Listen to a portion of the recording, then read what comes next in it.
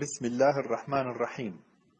خلق الله سبحانه وتعالى لنا الفجل وهو على نوعين، أبيض وأحمر، يعني قشرته حمراء لكن هو في الأساس في الداخل أبيض ويحمل أوراق. يفضل أن لا ترمى أوراق الفجل. الفجل بشكل عام هو غني جدا بفيتامين سي ومضادات الأكسدة الحيوية، وهو مفيد ويعالج مرضى ضغط الدم المرتفع، إذ يعمل على تخفيض ضغط الدم. اللي عنده ضغط دم مرتفع يفضل أن يأكل الفجل في صحن السلطة أو لوحده بشكل مستمر. الفجل لا يسبب غازات. الفجل يعمل على تفكيك بقايا الطعام القديم وأحيانا المتحجر في ثنايا القولون، مما يجعل هذا التفكيك يطلق غازات حتى يدلل ذلك على خروجه من الأمعاء، وعندما ينظف القولون تماما يتوقف إطلاق الغازات. الفجل أنصح كل إنسان بأن يأكل الفجل بشكل مستمر، خاصة في فصل الشتاء عند وجود زكام أو إنفلونزا في داخل البيت، لأن من يأكل الفجل يحميه الله من العدوى بفضل الله أولا، ثم بسبب أكل الفجل، لأن الفجل يقتل أغلب الجراثيم والبكتيريا المتواجدة في الحلق. وبالتالي اللي يأكل الفجل وأمامه شخص عنده زكام لا يستطيع هذا الشخص أن ينقل له العدوى، لأن 6 ساعات متواصلة تستمر إطلاق طاقة الفجل عبر أنزيمات معينة ومتلازمة تحافظ على صحة الحلق وتقتل هذه البكتيريا. لدرجة حتى في سابق الأوان، يعني منذ فترة قديمة جدا ومئات السنين، كان أجدادنا يعالجوا الزكام، الربو، ضيق النفس بأكل الفجل أو حتى بعصير الفجل. كان يعصروا الفجل بدقوه كده وسط شاش وبياخذوا عصيره وبيعطوه للي مصاب بالتسمم أو اللي مصاب بالتهاب الحلق أو اللوزتين أو البلعوم. الفجل يحسن شهية الطعام وبنفس الوقت يساعد على حرق الدهون ومفيد للرشاقة بنفس الوقت. الفجل مفيد جدا للسعال وآلام الجهاز التنفسي، مشاكل الأعصاب، ضعف الأعصاب، فقر الدم، النقرس. كل إنسان معاه نقرس، تورم في القدمين، أنصحه بأن يأكل الفجل بشكل يومي، لأن أكل الفجل بشكل يومي يساعد على حل وإذابة البلورات والأملاح المترسبة على الركبتين وعلى مفاصل القدمين في الأسفل بفعل وجود مادة النقرس، وبالتالي الفجل يعمل على إيش؟ على حرقها بشكل تام. أيضا الفجل مطهر للديدان بشكل جيد.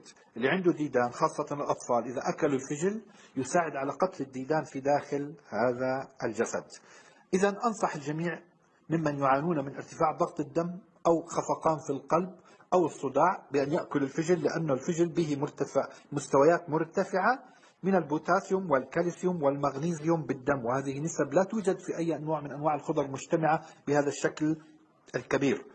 الفجل مفيد للكبد، يساعد الفجل على تنظيف الكبد من سموم الأدوية القديمة. كل إنسان عنده آخذ كورتيزون، أدوية كيميائية، أدوية صداع، أي أدوية كانت عنده سموم أساسا في الكبد، إذا تناول الفجل لفترة يعني ممكن تتجاوز 45 يوم ضمن صحن السلطة مع ورقه أو بدون صحن السلطة بشكل حر، مع أنه حار لكن مفيد، يساعد هذا على تنظيف كبده من جميع أنواع السموم اللي أخذها خلال فترة طويلة بإذن الله تعالى. الفجل يساعد على إنتاج خلايا الدم الحمراء، خاصة الفجل الأحمر. الفجل مدر للبول، يعني اللي عندهم مثلا حصر بول يأكل الفجل. يساعد الفجل بالقضاء على حرقان البول، اللي عنده التهابات مسالك بولية، عنده حرقان بعد البول، يأكل الفجل، بعد فترة بإذن الله يزول هذا الحرقان. أيضا الفجل يعمل كملين، اللي عنده إمساك الفجل يفيده بشكل كبير وشكل فعال. أيضا مرضى السكر، أنصح كل مريض سكري أن يدخل الفجل في طعامه بشكل يومي، لأن أكل الفجل يساهم في تنظيم مستويات السكر في الدم، بل يعمل على تخفيض سكر الدم بشكل تدريجي، يومي يومي يومي يومي وهكذا. لذلك أنصح كل إنسان أن يأكل الفجل لدي إصابة بمرض السكر. أيضا الفجل زي ما ذكرنا بأنه يقتل الجراثيم والبكتيريا المختلفة، خاصة إذا كنت في داخل غرفة مغلقة وبها مرضى الزكام. الفجل يساعد على تخفيف الوزن، أنصح كل من لديه لا سمح الله سرطان والله يشفيه ويعافيه أن يأكل الفجل بشكل يومي مع ورقه، لأنه أكل الفجل مع ورقه من أفيد ما يمكن لمرضى السرطان، خاصة سرطان الرئتين، سرطان الرحم، حتى اللي عندهم تكيس على المبايض عليهم أن يأكلوا الفجل، لأنه الفجل يعمل على إذابة هذا التكيس بشكل تدريجي، كما يعمل على إذابة البلغم في التجاويف الأنفية. إذا الفجل ليس نحن يعني نراه في الأسواق بأنه هذه المادة الرخيصة السهلة اللي ممكن ما تكون فيها تلك الفوائد، بالعكس يحمل الفجل منجم، بل صيدلية نباتية متكاملة للإنسان خلقه الله وأودع به أسرار عميقة، أسرار كبيرة في داخل الفجل. لكن أنصح بغسل الفجل بشكل جيد، يعني ينقع بماء وخل قليل، خل تفاح قليل، ومن ثم نغسله ونرجع ناكل الفجل مرة ثانية. أنصح بأكل أوراق الفجل، لا ترموا أوراق الفجل ولا عيدان الفجل. أوراق الفجل غنية جدا بمادة الكالسيوم والمغنيسيوم، أيضا تعمل على تخفيض ضغط الدم. أوراق الفجل تعمل على تخفيض السكر، تعمل على تقوية القلب، تعمل على تنظيف الكبد، تعمل على تنشيط المرارة.